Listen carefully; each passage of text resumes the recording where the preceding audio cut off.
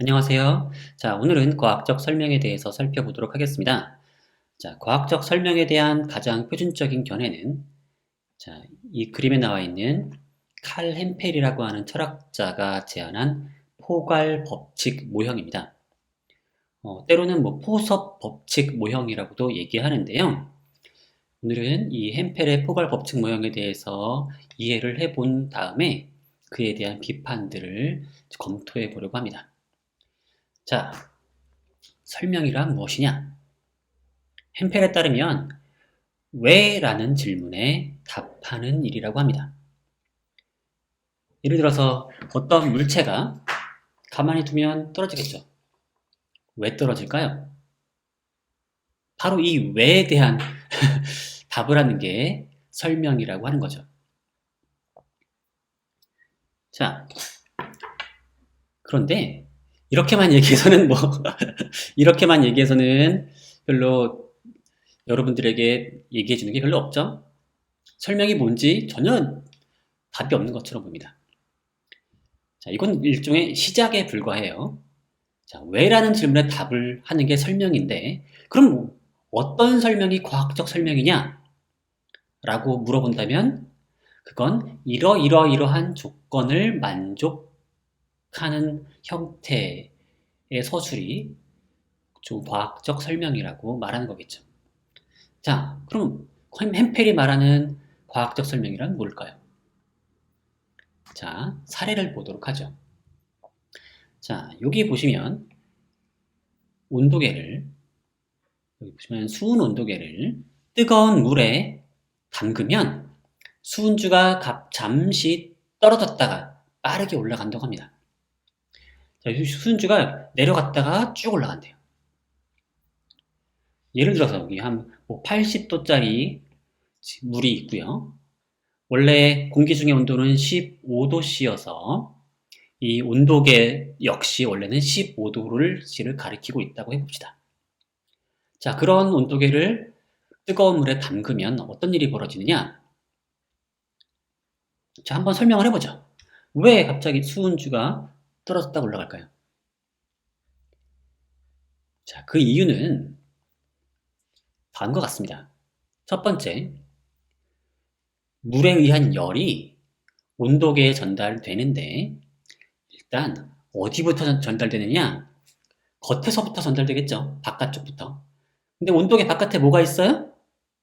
유리가 있죠. 수은주가 그냥 있는 게 아니라 수은이 유리관에 담겨 있잖아요. 그러니까 유리가 먼저 열을 전달받아서 뜨거워지겠죠. 그러면 유리가 어떻게 될까요? 유리도 물질이니까 팽창을 하겠죠. 그러니까 유리관이 팽창을 하는 거고, 그러면 그 속에 담겨있던 수은주는 높이가 낮아지겠죠. 바로 수은주가 잠시 떨어지는 이유가 바로 거기 있는 거죠. 그렇다면 왜 다시 빠르게 올라갈까요? 그 이유는 열이 점점점 안쪽까지 전달이 되겠죠. 그러면 유리가 가만히 자기까지만 열을 전달받는 게 아니라 이제 열 전도에 의해서 수은까지, 그 안쪽에 있는 수은까지 열을 전달해 주겠죠. 그러고 나면 수은도 어떻게 되겠어요? 팽창하겠죠. 근데 수은의 팽창률이 유리의 팽창률보다 큽니다. 그러니까 유리가 열을 받아서 이만큼 팽창할 때 수은은 이만큼 팽창하는 거예요. 그러니까 결과적으로 보면 결국 유리는 유리의 팽창을 거의 무시할 만큼이 되는 거고. 그러니까 처음에 수은이 팽창하지 않았을 때, 수은에 열이 전달되지 않았을 때만 유리의 팽창에 의해서 수은주가 잠깐 내려갈 뿐이지, 시간이 지나면 결국 수은과 유리가 이제 동일한 열을 받아서 이제 수은이 더 빨리 팽창을 하니까 수은주가 급속도로 빠르게 올라가게 되는 거겠죠.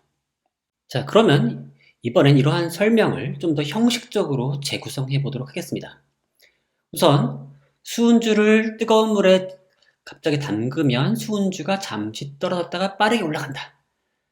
자, 여기서 사실은 수은주가 잠시 떨어졌다가 빨리 올라간다가 피설명항이 됩니다.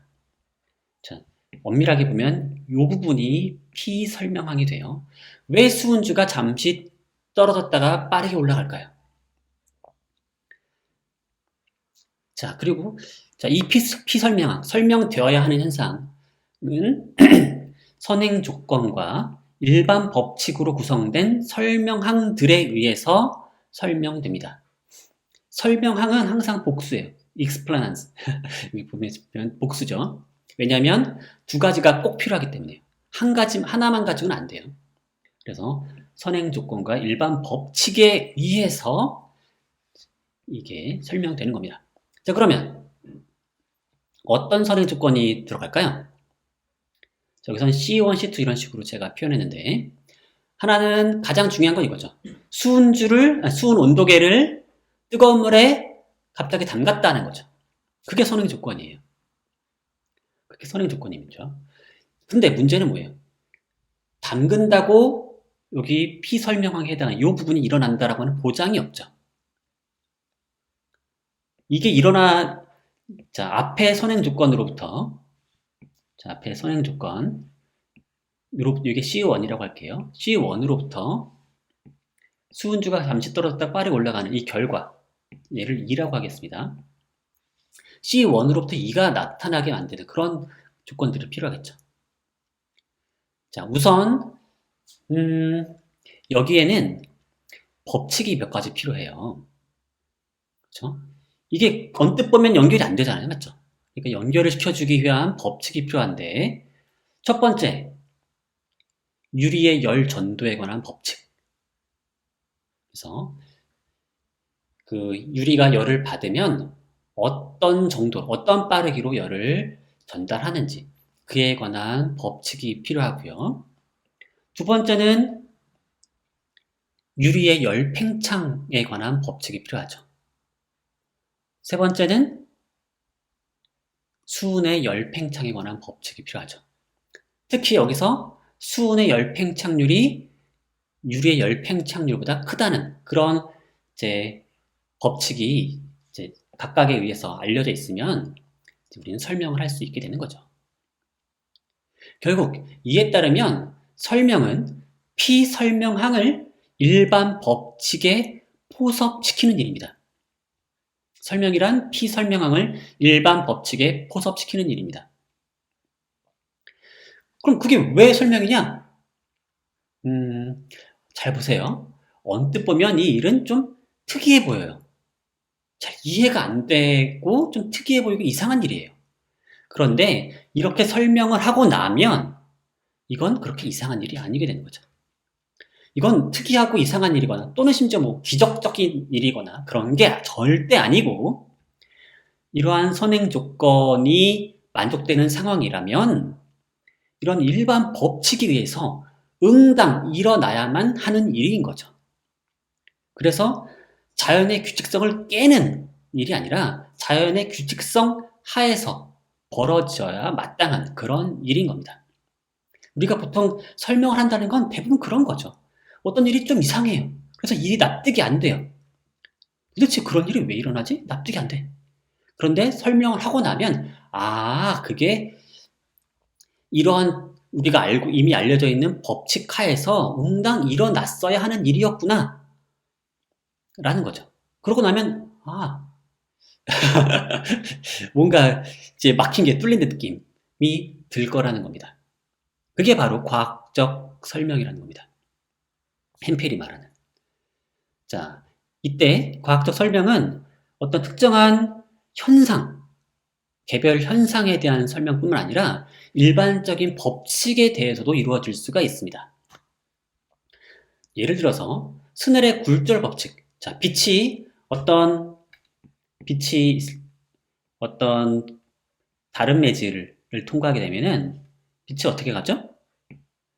이렇게 가다가 굴절률이 높은 물질을 만나면 이런 식으로 꺾이죠. 이걸 이제 굴절이라 그러는데 이게 나름의 법칙이 있죠. 요 각도와 요 각도. 자, 요 각도와 요 각도 사이 입사각과 굴절각 사이에 뭐 삼각함수로 이루어진 법칙이 만족이 됩니다. 자, 그러면 왜 이러는 걸까요? 스넬의 굴절 법칙은 왜 이제 말이 되는 스넬의 굴절 법칙에 따라 빛이 굴절되는 이유가 도대체 뭘까요? 왜 그러는 걸까요? 라고 물어볼 수 있겠죠. 이건 특정한 개별 현상이 아니라 일반적인 규칙에 대한 물음이에요. 왜 빛은 이런 규칙을 따라서 꺾이느냐를 물어보는 거죠. 이것 근데 이런 질문에 대해서 왜라는 질문에 대해서 답하기 위해서 뭐가 필요하다? 다른 법칙에 호소해서 더 포괄적인 그런 법칙에 호소해서 이 법칙을 도출하면 되는 거죠. 예를 들어서 스넬의 굴절 법칙은 빛에 관한 법칙이니까 빛의 더 심원한 이론인 파동 이론의 법칙들을 이용해서 스넬의 굴절 법칙을 도출할 수 있으면 되는 거겠죠. 그러면 우리는 이게 이상한 일이 아니고 빛의 작동 방식에 대한 알려진 법칙에 의해서 당연히 일어나야 하는 일이구나 라고 이해할 수 있게 된다는 겁니다. 자, 근데 이거는 제가 직접 도출해 주기엔 너무 어려워서 좀 더 쉬운 사례를 또 하나 들어보겠습니다. 여러분들 갈릴레오의 낙하 법칙 알고 있죠? 갈릴레오의 낙하 법칙에 따르면 지상에서 떨어지는 모든 물체는 그게 질량이 크든 작든 동일한 가속도로 떨어지죠. 얼마로 떨어진대요? 9.8m/s 제곱의 가속도로 떨어진대요. 대충 10이죠. 대충 10m/s 제곱으로 떨어진다고 합니다. 그 물체가 10kg짜리이든 1kg짜리이든 또는 100kg짜리이든 상관없이 무조건 10m/s 제곱에 해당하는 그런 가속도로 떨어진다고 합니다. 왜 그러는 걸까요? 갈릴레오는 이걸 설명하지 않았었어요. 그러면 이건 물론 갈릴레오는 이게 맞다고 생각했어요. 왜냐? 관찰을 해보면 그렇다고 주장한 거죠. 실험을 해보면 그렇다는 겁니다. 그런데 그럼 왜 그러는 걸까요? 어떻게 이건 설명될 수 있을까요? 이게 역시 다른 법칙에 호소해서 더 심층적인 또는 뭐 더 깊은 그런 법칙을 이용해서 연속적으로 도출하면 된다는 거죠. 여기서 뭐가 필요할까요? 뉴턴의 운동 법칙, 뉴턴의 만유인력의 법칙, 여기서는 중력 법칙을 제가 썼는데 그게 똑같은 얘기입니다. 중력 법칙. 이런 것과 그 다음에 지구에 관한 특정한 사실들을 이용하면 자, 얘는 우주 전체에서 작동하는 뉴턴의 운동 법칙이나 중력 법칙은 지상에서만 작동하는 법칙이 아니죠. 갈릴레오의 낙하 법칙은 지상계에서만 작동하는 법칙이에요. 지구에서 멀리 벗어나면 작동 안 합니다. 자, 그런데 뉴턴의 운동 법칙과 중력 법칙은 보편 법칙이에요. 우주 전체, 지상계이든 아니면 저 멀리 태양 가까이 가든 아니면 저 안드로메다까지 가든 성립할 거라고 기대되는 그런 법칙이에요. 그런데 거기에다가 지상의 조건, 지구의 조건들을 적용하면 갈릴레오 낙하 법칙이 짠 하고 나올 거라는 거죠. 그래서 갈릴레오 낙하 법칙은 뉴턴의 운동 법칙과 만유인력의 법칙에 만유의 인력의 법칙에 의해서 도출되는데요. 언제 도출되냐? 지상이라고 하는 조건, 지구상에서라고 하는 그런 조건을 주면 그때 만족되는 특수한 경우에 해당한다는 거죠. 그러니까 뉴턴의 운동 법칙과 만유인력의 법칙이 작동되는 어떤 특수한 상황을 보여주는 거라는 거죠. 자, 이거 보여줄 수 있을까요? 자, 한번 제가 보여드리도록 하겠습니다. 자, 만유인력의 법칙 어떻게 쓸 수 있죠? F는 R 제곱분의 GMM입니다. 자, 여기서 G는 만유인력 상수고요. 이거는 뭐 상수의 상수, 그래서 변하지 않는 값이고, 요 라지 M, 대문자 M으로 쓴 거는 지구의 질량입니다. 그 다음에 요 R은 지구의 반지름이에요. 지구의 반지름입니다. 그러면 지상에서도 아주 괜히 멀리 가지 말고 지상 근처라면 이 R이 거의 비슷하겠죠. 그리고 지상에서 M은 거의 이제 지구의 질량은 변하지 않는 거니까. 그래서 자, 요 값이 R 제곱분의 GM, 요 값은 일정한 거예요. 그러면 그 값을 이용해서 이제 쓸 수 있는데 요 값이 대충 얼마냐? 요 값이 대충 10이에요. 10 뉴턴 퍼 킬로그램이라고 할 수 있습니다. 10 뉴턴 퍼 킬로그램이라고 할 수 있어요. R 제곱분의 GM이. 자, 그러면 이걸 이용해서 이제 문제를 풀어보도록 해보죠. 방금 전에 쓴 게 지워졌네요. 자, F는 R 제곱분의 GMM인데 이 부분이 얼마라고요? 10 뉴턴 퍼 킬로그램이라는 겁니다. 지구의 질량과 지구의 반지름을 이용해서 그 다음에 중력 상수값을 이용하면 이 값이 나와요. 그럼 지상에선 대충 이 값이 다 적용되는 겁니다. 아주 높이 올라가지만 않는다면 이 값이 적용이 되는 거예요. 그러면 이 값을 이용해서 계산을 해보죠. 첫 번째, 10kg짜리 돌멩이에게는 얼마의 중력이 작용할까요? 10 곱하기 10 하면 100이죠. 그리고 킬로그램 이제 약분되니까 100뉴턴이 되는 거죠. 자, 그러니까 이 돌멩이를 잡아당기는 힘은 100뉴턴이에요. 그 다음에 1kg짜리 돌멩이는 어떻게 될까요? 1 곱하기 10이니까 10뉴턴인 거죠. 그래서 이 작은 돌멩이를 끌어당기는 힘은 10뉴턴입니다. 그러니까 큰 돌멩이를 훨씬 더 세게 잡아당기는 거네요. 근데 왜 동일한 가속도로 떨어질까요? 자, 여기에는 이제 이번엔 뉴턴의 운동 법칙이 필요합니다. 지금 방금 전에까지는 중력 법칙만 사용한 거예요. 만유인력의 법칙. 이번에는 뉴턴의 운동 법칙도 적용해야 되는데 뉴턴의 운동 법칙은 가장 유명한 법칙이 뭐예요? F는 ma라고 하는 거죠. 자, 이에 따르면 물체에 힘을 가하면 그 힘의 크기는 뭐와 같아요? 물체의 질량과 물체가 그 힘을 받아서 변하는 어떤 그 물체의 가속도랑 같다는 거죠. 이 A가 가속도예요, 가속도. acceleration. 그래서 A는 m분의 F입니다.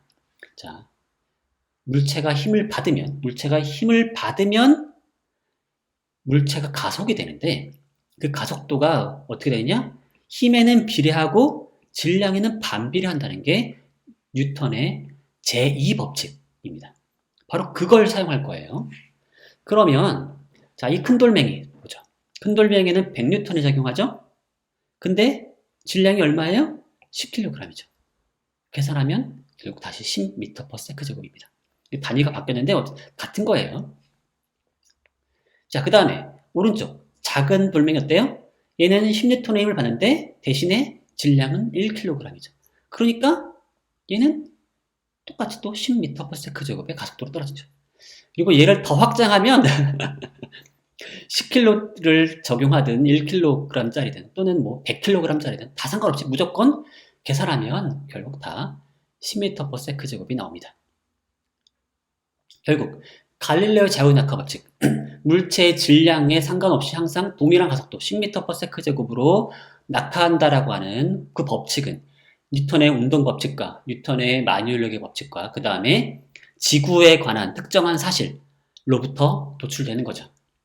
그러면 이 갈릴레오 낙하 법칙은 이상한 일이 아니라 왜 이상한 일이 아니라 이상한 일로 생각할 게 아니라 우주에 적용되는 그런 어떤 심층적인 규칙성이 이 지구라고 하는 어떤 특정한 조건 하에서 발현되는 현상이라는 거죠. 그래서 지상의 조건이라면 어디서나 적용되는 그런 법칙이 되는 거죠. 결국 이걸 통해서 우리는 뭘 얻은 거냐? 일반적인 규칙성, 그거를 보다 심층적인 규칙성 아래 포섭을 시키는 거죠. 그래서 이 규칙이 특이한 규칙이 아니라 또는 예외적인 규칙이 아니라 사실은 원래 우주 전체에 작용하는 어떤 더 일반적인 법칙에 따라서 일어나는, 응당 일어나야만 하는, 만족되어야만 하는 그런 규칙임을 알 수 있게 된다는 거죠.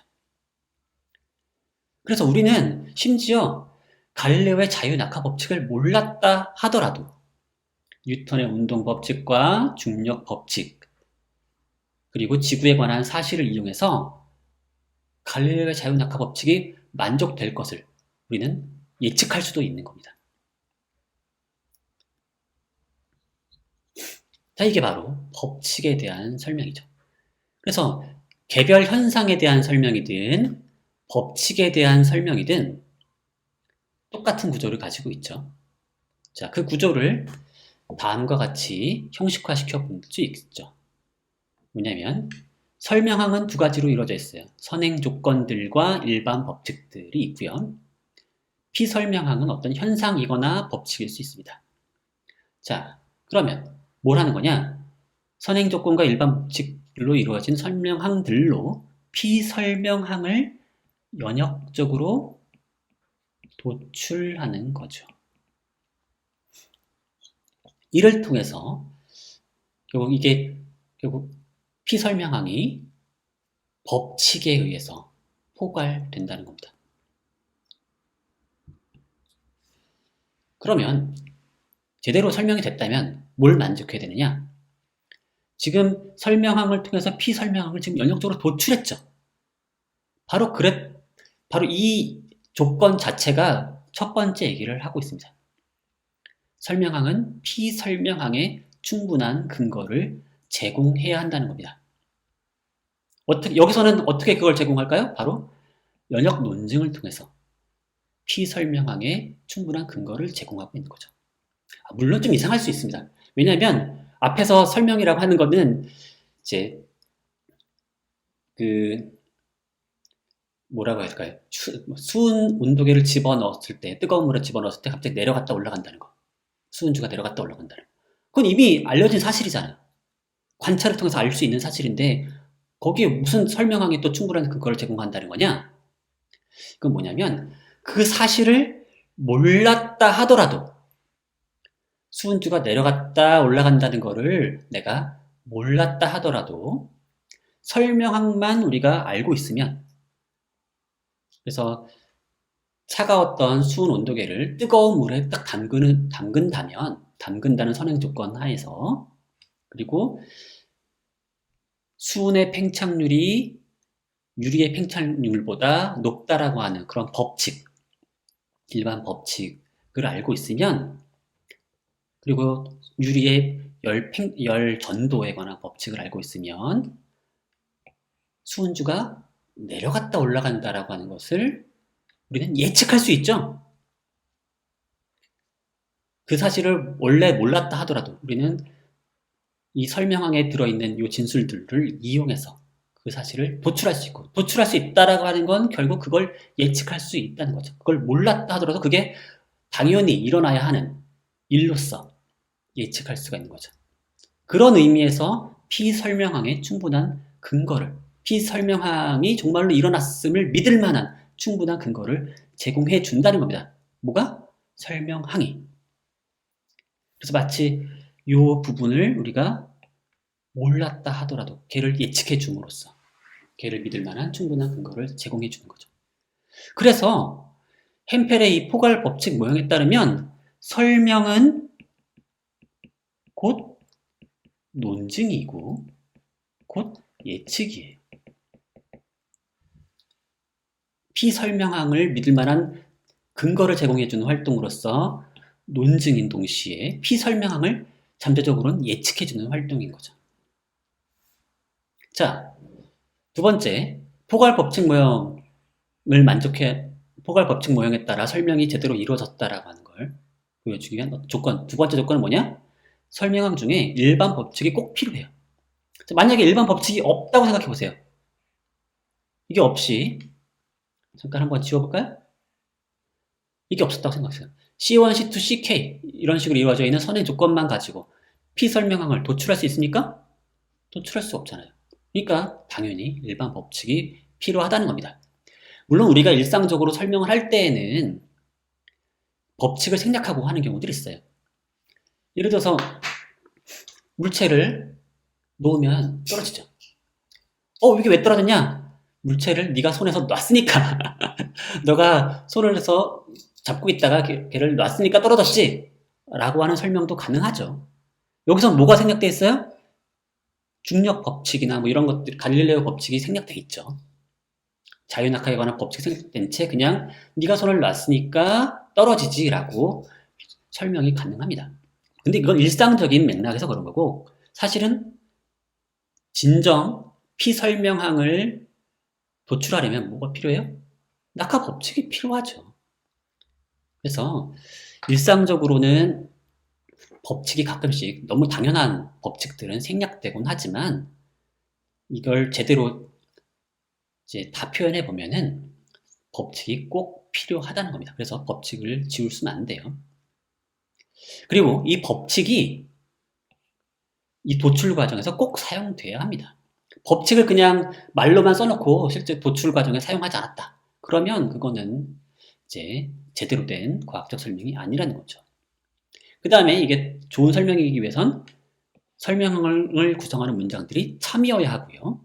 그 다음에 이 법칙들은 시험 가능해야 합니다. 그래야 이제 과학적인 설명이라고 하는 거죠. 자, 근데 약간의 이상한 점이 있어요. 설명이 곧 논증이다. 설명이 곧 예측이다. 이게 과연 말이 될까요?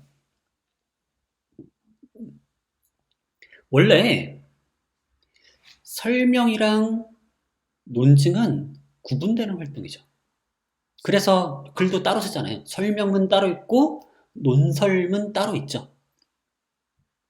무언가를 주장하고 그것을 뒷받침한 근거를 제시하는 건 뭐라 그래요? 논증이라 그러죠. 설명은 그거랑은 좀 다른 활동 아닙니까? 근데 어떻게 설명이 논증이 될 수 있겠어요? 그리고 일반적인 설명들을 보면 논증과는 형태가 매우 달라 보이는 거죠. 어쩌면 햄펠은 좀 반직관적인 그런 주장을 하는 게 아닐까요? 자, 이게 뭘로 드러나냐면 설명과 예측의 대칭성이라는 점을 볼 수가 있는데 햄펠의 포괄 법칙 모형에 따르면 설명은 피설명항에 대한 논증이죠. 그렇기 때문에 피설명항을 우리가 몰랐더라도 설명함만으로 피설명항을 도출함으로써 잠재적으로는 그걸 예측하는 역할까지 해주죠. 그래서 햄펠에 따르면 설명은 잠재적 예측이라고 말합니다. 구조적으로만 따지자면 설명과 예측은 동일한 거예요. 그래서 그러면 다른 점이 뭐냐? 그거는 아주 자그마한 차이만 있을 뿐인데 설명은 피설명항을 이미 알고 나서 이제 그거에 대해서 논증을 하는 경우고 예측은 피설명항을 모른 상태에서 설명항을 통해서 그걸 논증하는 경우인 거죠. 근데 구조적으로는 사실 똑같은 거죠. 그리고 이러한 설명과 예측의 대칭성에 따르면 좋은 설명이라면 좋은 예측이어야 돼요. 만약에 예측력이 결여됐다면 그러한 설명은 불충분한 설명이 되는 거죠. 자, 예를 들어서 한번 이걸 보죠. 과연 예측력이 결여된 설명이라고 해서 불충분한 설명이라고 말할 수 있는지. 자, 여기 봅시다. 늦던 차가 전복사고가 났네요. 자, 왜 전복되느냐라고 물어봤을 때 이런 식으로 우리 쉽게 대답하곤 합니다. 그 차가 타이어 펑크가 나서 그렇다. 라고. 자, 자동차의 전복사고가 타이어 펑크 때문에 일어났다고 설명한다면 과연 좋은 설명일까요? 자, 우선 이 설명에는 법칙이 없죠. 법칙이 없으니까 애초에 이제 포괄 법칙 모형이 맞지 않는 것처럼 보이는데, 햄펠이라면 뭐 어떻게 얘기해야 될까요? 아, 법칙이 좀 생략됐다고 말할 수 있겠죠. 자, 그런데 그냥 생략됐다고 말하기는 좀 이상해요. 왜냐하면 이게 포괄 법칙 모형에 따라서 이제 펑크가 일어났다라고 하는 선행 조건으로부터 전복사고라고 하는 피설명항을 도출하려면 어떤 법칙이 필요할 것 같아요? 타이어 펑크가 있으면 무조건 전복사고가 일어난다라고 하는 법칙이 필요하겠죠. 그래야 타이어 펑크로부터 전복사고를 도출할 수 있고 할 수 있겠죠. 그런데 그렇지가 않죠. 왜냐면 우리가 잘 알고 있다시피 타이어 펑크 난다고 해서 무조건 전복 사고가 일어나나요? 그렇진 않잖아요. 오히려 타이어 펑크로부터 라는 선행 조건으로부터 자동차 전복이 일어나는 경우는 오히려, 오히려 적을 거란 말이죠.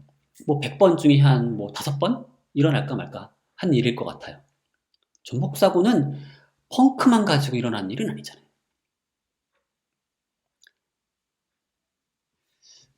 그러니까 타이어 펑크가 하나의 원인일 수는 있지만 그것만 가지고 전복 사고를 예측할 수도 없고 도출할 수가 없죠.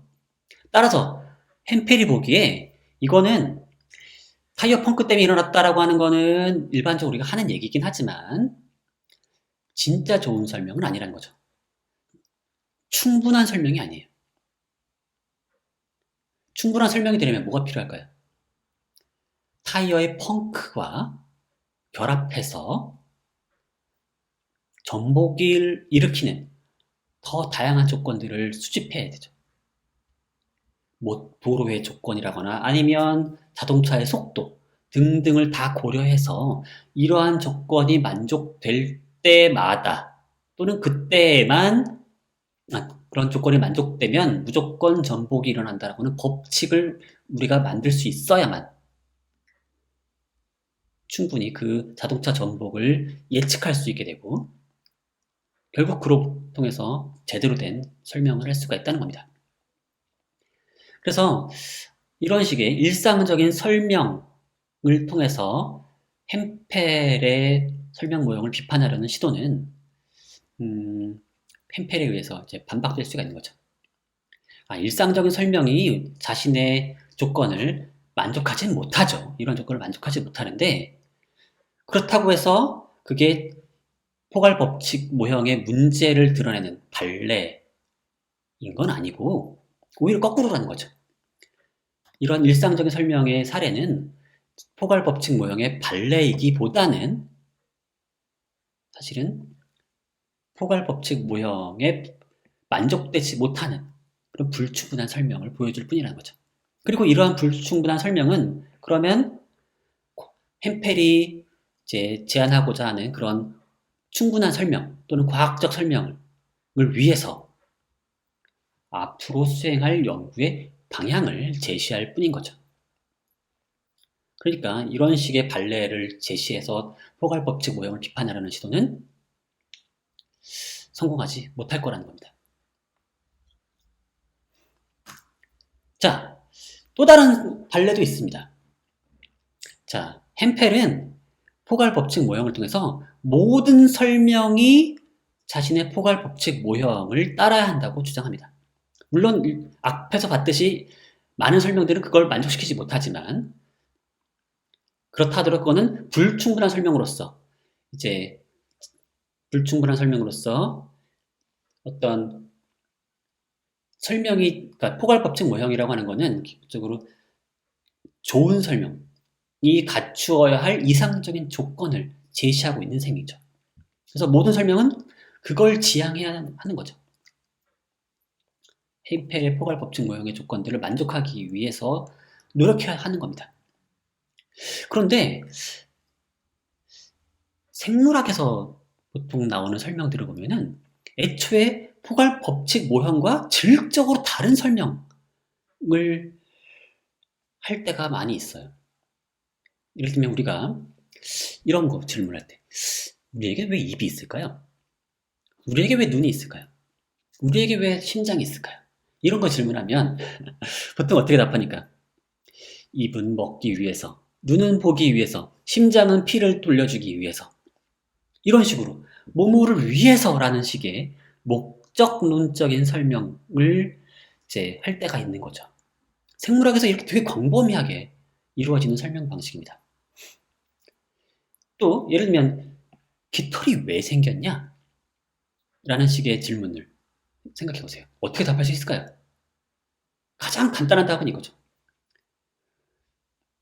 추위로부터 몸을 보호하기 위해서, 보온을 위해서, 또는 비행을 위해서, 날기 위해서라는 거죠. 이것도 역시 뭐에 호소하는 거예요? 목적에 호소해서 설명을 하고 있죠. 자, 이거는 애초에 포괄 법칙 모형과는 전혀 결이 다른, 질적으로 다른 설명처럼 보이기 때문에 이건 어쩌면 햄펠의 포괄 법칙 모형의 발레 또는 그것을 벗어나는 그것을 또 완전히 벗어나는 그런 설명 유형처럼 보이기도 합니다. 그래서 햄펠의 포괄 법칙 모형에 따른 설명이 이 과학에서 광범위하게 이루어진다 하더라도 그것만 과학적 설명으로 인정해서는 안 되는 거 아니냐라는 비판이 가능한 거죠. 그것만 과학적 설명은 아니고 다른 방식의 설명도 있다라는 겁니다. 과연 이 비판에 대해서 햄펠은 뭐라고 답할 수 있을까요? 아, 그렇구나. 그런 방식의 설명도 있군요. 인정해 드리겠습니다. 이럴까요? 아, 아닙니다. 햄펠은 자연의 목적 같은 건 받아들이고 싶지 않아요. 햄펠은 사실은 자연의 뭔가를 지향한다거나 어떤 최선을 향해서 나아간다거나 이런 식의 생각 전혀 안 합니다. 자연에서 우리가 알 수 있는 건 기껏해야 모종의 규칙성이 존재한다는 것 뿐이에요. 인과관계조차도 잘 몰라, 사실은. 인과관계라고 부르는 것도 사실은 알고 보면 우리가 실제로 알고 있는 건 뭐예요? 선행 조건 다음에 어떤 결과가 나온다는 모종의 그런 규칙밖에 모른다는 거죠. 여러분들 아마 흉을 기억하실 텐데 흉의 어떤 규칙성에 호소하는 그런 얘기만 받아들일 뿐이에요. 우리가 알 수 있는 건 그것뿐 아니냐. 자연의 모종의 규칙성이 있다는 것뿐이다. 그거는 나름 귀납을 통해서 알 수 있는 거고. 그게 이제 법칙으로 표현되는 거죠. 그래서 우리는 그런 법칙에 호소해서 설명할 수 있다는 거거든요. 목적은 어떻게 할 수 있겠어요? 그렇다면 생물학에서 이렇게 광범위하게 이루어지는 목적론적인 설명은 어떻게 취급해야 할까요? 햄펠에 따르면 이러한 목적론적 설명은 기능이나 선택 메커니즘과 같은 비목적론적인 용어로 번역될 수 있다는 겁니다. 그래서 깃털이 왜 생겼냐 물어보면 그거는 보온이나 비행이라고 하는 깃털의 기능이 우연히 그것을 가지게 된 생명체의 생존에 유리했기 때문에 결국 그러한 특성이 후손들에게까지도 살아남게 됐다는 겁니다. 다시 말해서 어떤 생명체가 우연히 깃털을 가지게 됐어요. 그랬더니 생존이나 번식에 유리하게 됐다는 거예요. 생존과 번식에 유리해졌으면 그럼 그러한 특성을 가진 깃털이라는 특성을 가진 생명체들이 더 많이 살아남겠죠. 그럼 그 특성이 계속 후대에 물려지겠죠. 그래서 깃털이 생겼다는 겁니다. 여기에 목적은 없는 거죠. 다만 이 목적은 우리가 어떤 발견법적인 도구로서는 사용할 수 있는 겁니다. 여기 보시면 결국 그게 깃털이 뭔가 그 생존에 유리했을 거라는 거죠. 그리고 그 깃털은 보통 어떤 기능을 가지고 우리가 아까 말했었던 보온이나 비행이라는 목적 이게 떠오르는 것처럼 보온이나 비행이라는 기능을 가지죠. 그리고 그 기능이 결국에 그 생명체의 생존에 유리함을 주는 거겠죠. 그러니까 이러한 목적론적 고려가 결국 보다 적합한 인과적이거나 법칙적인 설명을 발견하기 위한 도구로 사용될 수 있는 거죠. 하지만 목적론적 설명은 진정한 설명은 아니고, 진짜 설명은 이제 법칙에 호소한 설명만 진정한 설명이 되는 거죠. 이건 이제 햄펠에 따른 이제 얘기인 거죠. 자, 이번엔 또 다른 형태의 비판을 살펴볼 수 있습니다. 뭐냐면, 설명이라는 걸 이제 햄펠은 법칙에 호소함으로써 설명을 하는데, 어떤 사람들은 설명이라는 걸 익숙함에 호소하기도 합니다. 자, 어떤 게 이해가 안 되면 내가 이미 이해하고 있던 걸 가지고, 내가 이해하고 있던 뭔가 익숙한 개념에 호소해서 설명하고 하는 경우들이 꽤 있습니다, 사실은. 그럼 결국 설명이란 그런 거 아니겠냐? 자, 이런 식의 주장에 대해서 햄펠은 아니다. 그런 거 아니다. 라고 말하죠.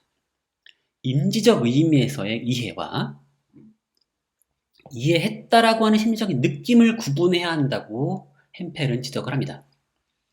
그래서 이해했다라고 하는 심리적 느낌은 그냥 느낌일 뿐이에요. 그건 진정한 이해가 아니에요.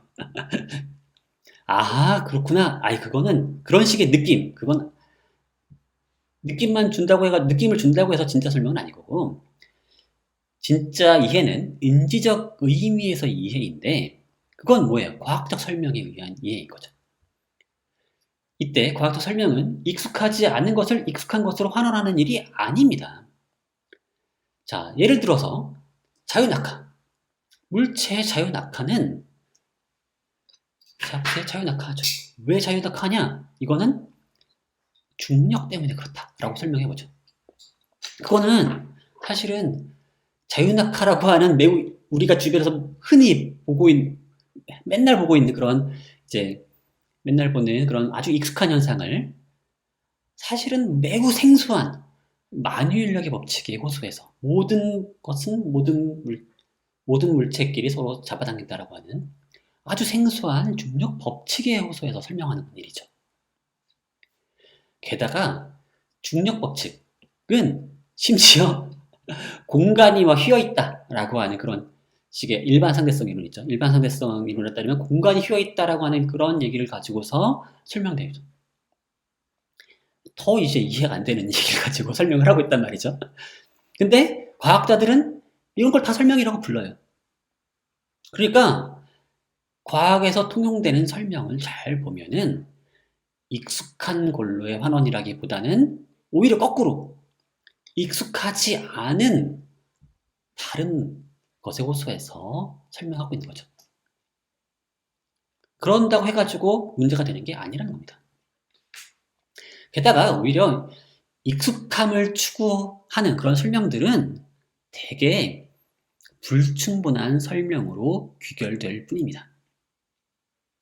예를 들어서 이런 식물이 자란다라거나 아니면 동물이 자발적으로 움직인다거나 이런 현상들. 왜 동물은 자발적으로 움직일 수 있을까요? 왜 식물은 자발적으로 이렇게 자라날 수 있을까요? 어떻게 설명할 수 있죠?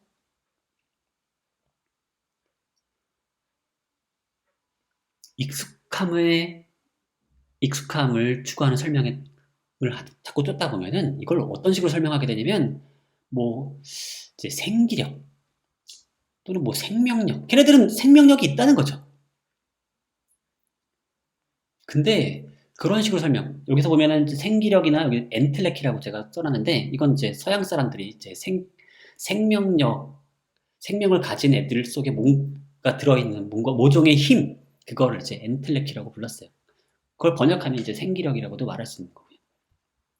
근데 그런 게 그 안에 들어있기 때문에 식물이 막 자라난다거나 동물이 자발적으로 움직인다고 주장하는데 과연 그게 우리에게 주는 게 있을까요?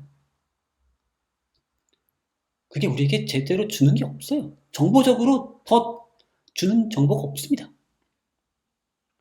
우리가 더 알게 된 게 없어요.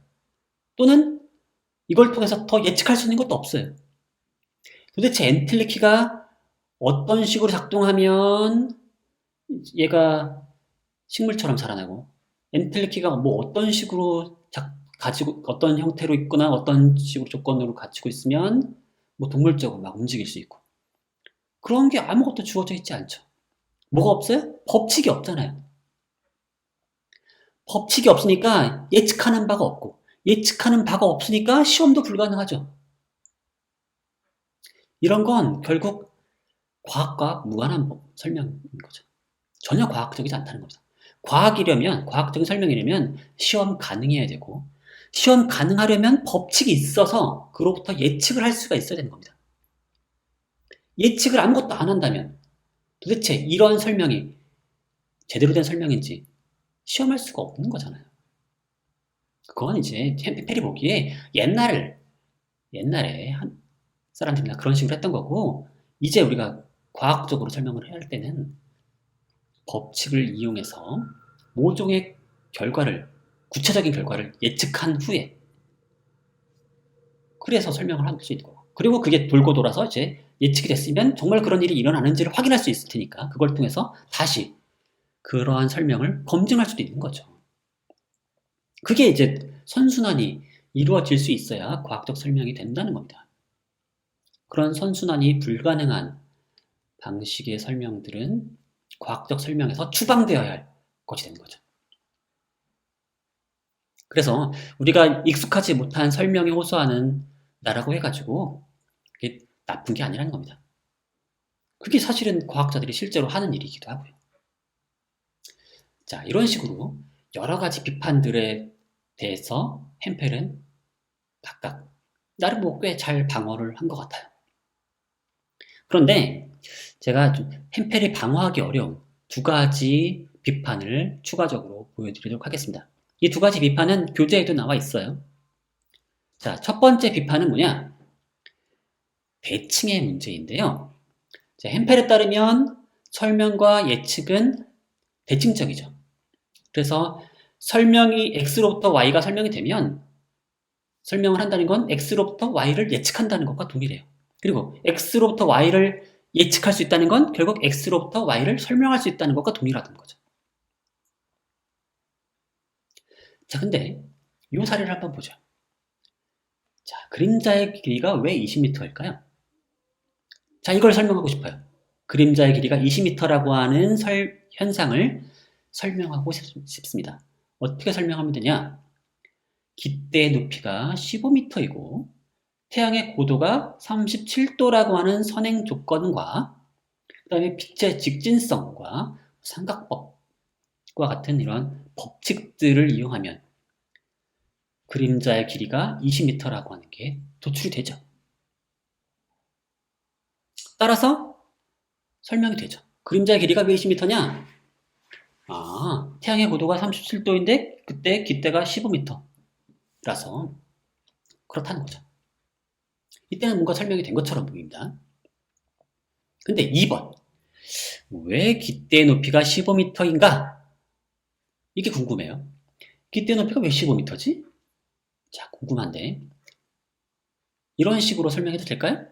그림자의 길이가 20m이고 태양의 고도가 37도이다.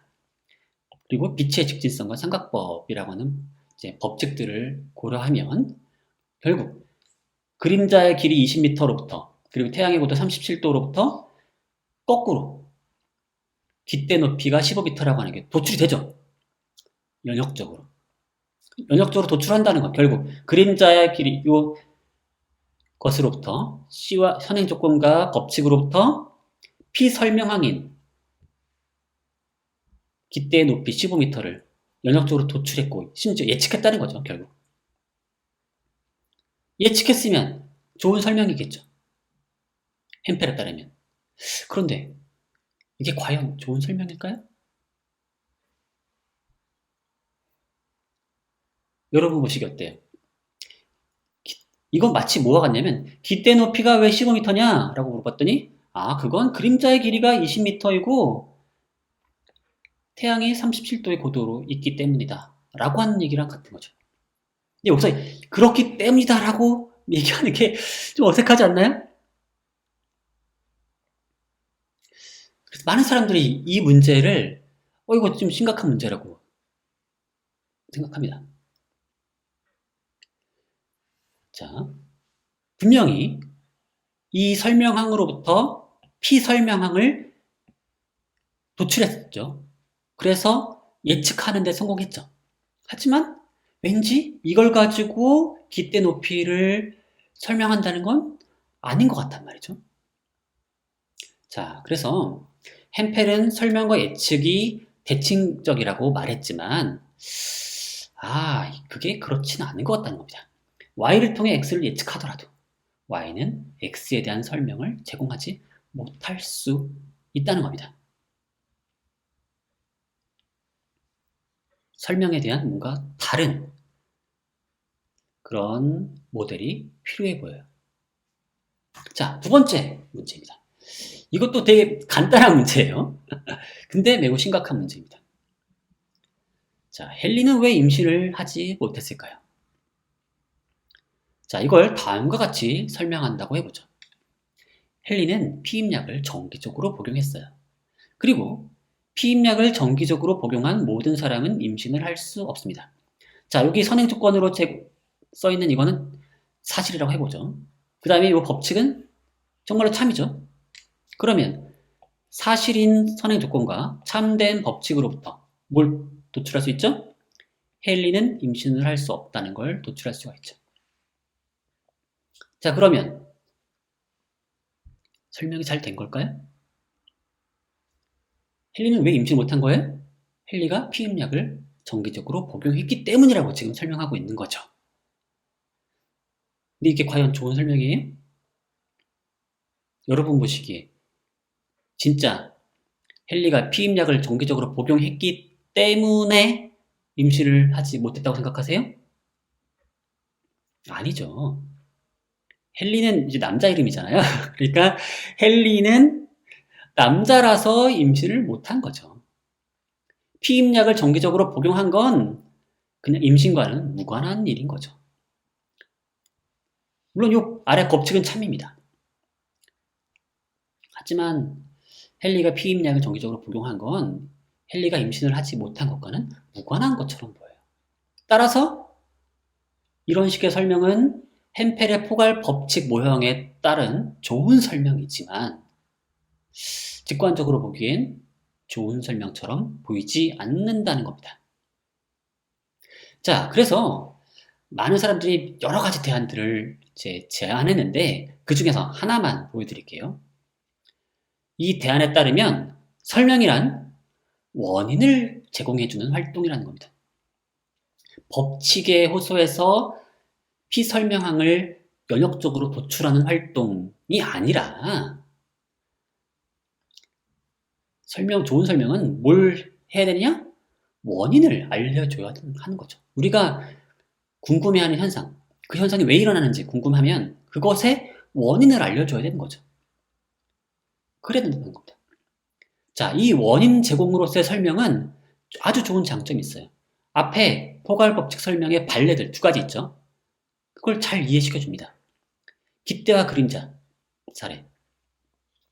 왜 깃대를 이용해서 그림자의 길이를 설명할 땐 잘 되는 것처럼 보이는데 그림자의 길이를 이용해서 깃대의 높이를 설명할 땐 어떻게 했는지 아주 잘 이해가 되죠.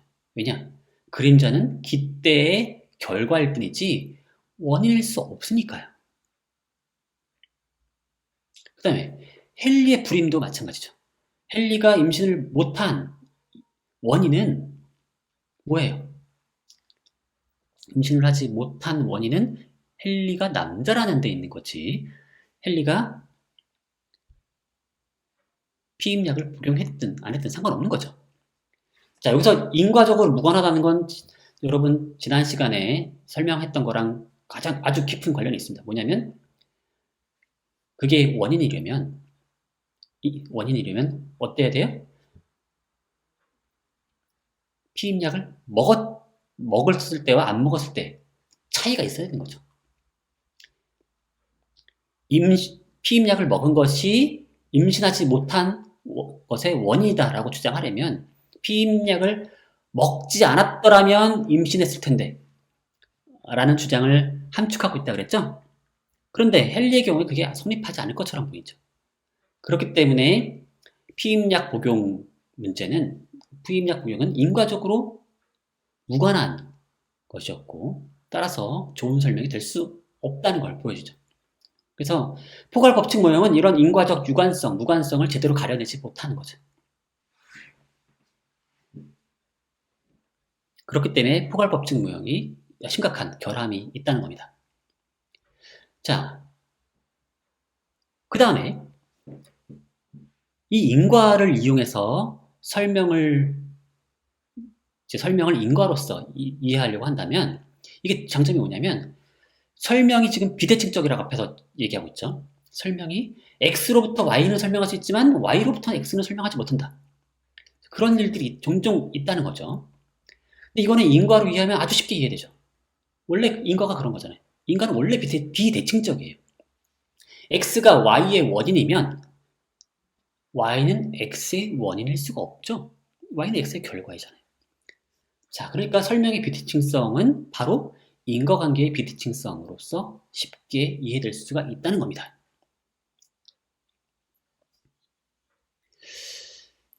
자, 그런데 이런 원인 제공으로서의 설명 관점이 이런 장점을 가지고 있지만 약간의 단점들도 있습니다. 그게 뭐냐면 모든 설명을 인과적 설명으로 간주하기는 어렵다는 거죠. 자, 두 가지 사례를 들 수 있는데요. 하나는 인과관계가 아닌 이론적 동일시에 의해서 설명이 이루어지는 경우도 있다는 겁니다. 그래서 물에 대해서 설명하고자 할 때 물은 H2O라는 점을 통해서 설명할 수가 있어요. 근데 이게 일종의 설명인데 이게 H2O라고 하는 게 물의 원인은 아니죠. 그냥 우리가 그동안 물이라고 불렀던 게 사실은 분자적으로 보면 H2O라는 거죠. 둘이 그냥 동일하다는 겁니다.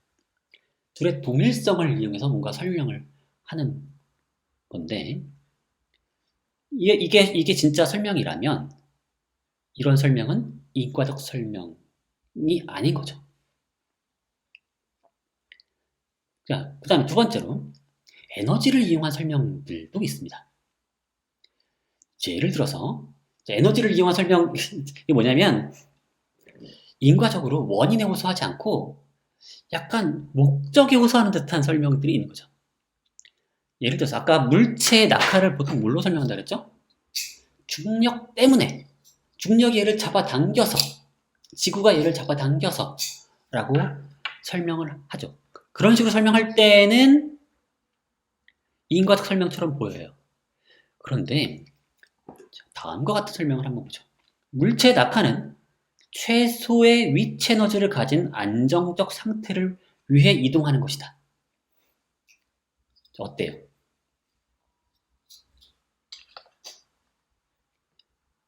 최소 위치 에너지를 가진 안정적 상태를 위해서 이동한다는 거죠. 물체는 그런 데를 좋아해요. 물체는 좀 가만 놔두면 기본적으로 가장 안정적인 곳을 찾아갑니다. 자, 보세요. 여기 있으면은 물체가 여기 있는 것보다 여기 있는 걸 좋아합니다. 여기 있는 걸 왜 좋아하냐? 이쪽이 위치 에너지가 낮거든요. 여기가 가장 최적의 장소예요. 최적의 장소를 향해서 간다는 거죠. 보통 이걸 이제 에너지적인 관점에서 보면은 위치 에너지가 가장 작은 것이고요. 이 물체랑 상호작용하는 애들 다 따져보면은 결국 모든 물체들이 결국에는 자신의 위치 에너지가 최소가 되는 그런 안정적 상태를 향해서 점점점 재배치해 자신의 상태를 변화시켜 갑니다. 그런 식으로도 우리는 설명을 할 수가 있어요. 근데 이렇게 설명이 정말 된다고 하면 이건 인과관계를 이용한 설명인가요? 왜 얘가 여기로 가느냐에 대해서 뭔가 원인의 호소에서 설명했다고 할 수 있을까요?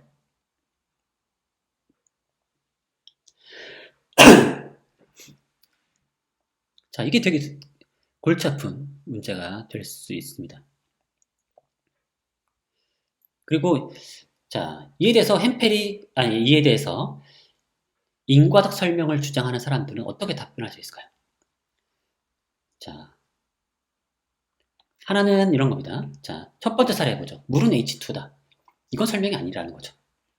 인과적 설명주의자에 따르면 이건 설명이 아닙니다.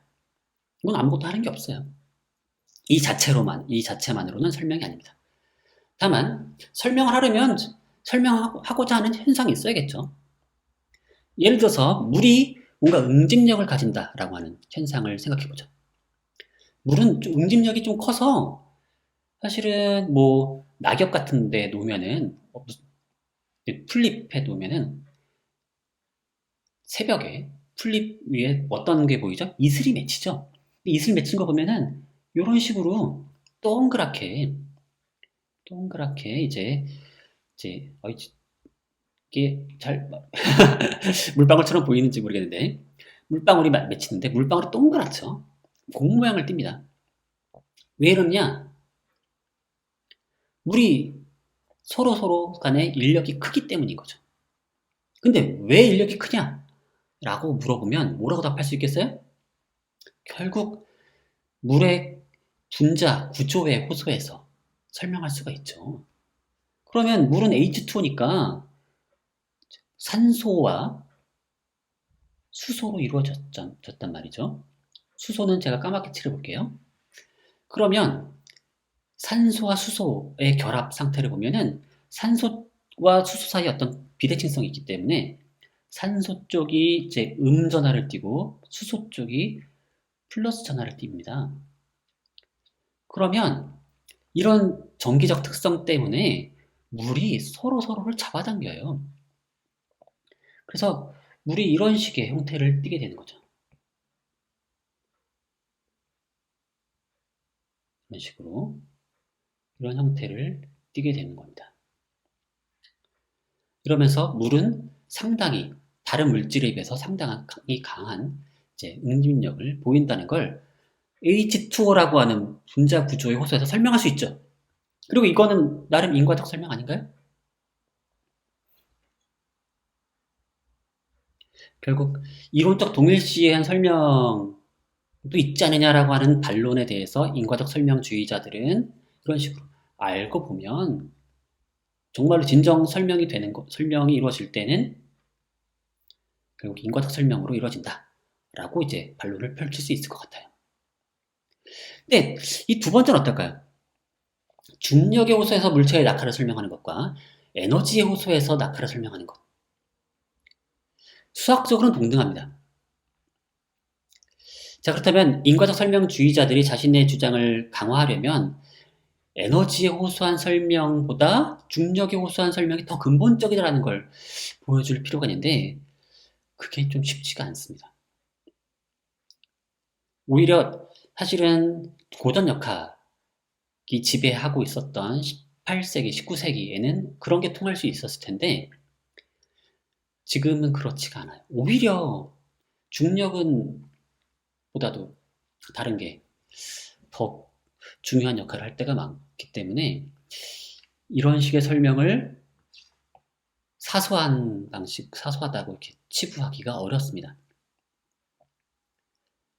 만약 그리고 이게 진정한 설명으로 우리 간주될 수 있다면 모든 설명을 인과적 설명이라고 할 수는 없다는 비판을 수용해야 될 것처럼 보여요. 그게 인과적 설명주의자들이 이렇게 큰 타격이 되지는 않을 수 있어요. 왜냐면 그럼 그렇다고 인정할 수도 있으니까요. 인과적 설명은 좋은 과학적 설명 중에 하나다. 라는 식으로 이제 후퇴할 수도 있는 겁니다. 모든 설명이 다 인과적 설명이어야 한다. 이건 너무 과감한 주장일 수도 있으니까요. 그렇다면 만약에 그런데 남는 과제가 있긴 있죠. 그렇게 되면 인과적 설명이라고 하는 것도 있고 또는 다른 유형의 설명들도 있다고 한다면 이런 다른 모든 유형들을 아우르는 그런 것들을 모두 설명이라고 부르는 이유가 무엇인지에 대해서 해명하는 작업이 또 필요하겠죠.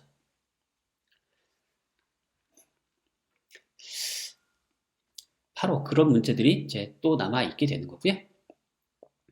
그런 것들이 이제 철학자들이 계속 풀고 있는 문제들 중에 하나입니다. 자, 그러면 오늘 수업은 여기서 마치도록 하겠고요. 다음 시간에 뵙도록 하겠습니다. 모두 수고하셨어요.